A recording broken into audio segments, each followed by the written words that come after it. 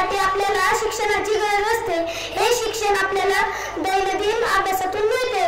आपल्या या भारत देशात अनेक कर्तृत्ववान महान व्यक्ती होऊन गेल्या। त्यांनी अनेक कठीण परिस्थितीला प्रसंगाला तोंड देऊन त्यावर मात करून आपले ध्येय प्राप्त केले आहे। पण हे ध्येय गाठवण्यासाठी शिक्षणाची गरज असते।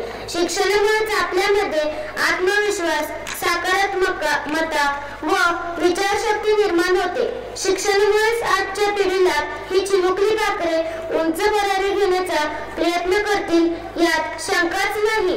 तर पुढील बालगीतातून आमचे छोटे बालमित्र अभ्यासाचा कंटाळा करू नका रे बाळा यातून सादर करत आहेत। म्हणजेच आपल्याला छोट्याशा पंखातून आकाशात उंच झेप घेण्याचा प्रयत्न करत आहेत।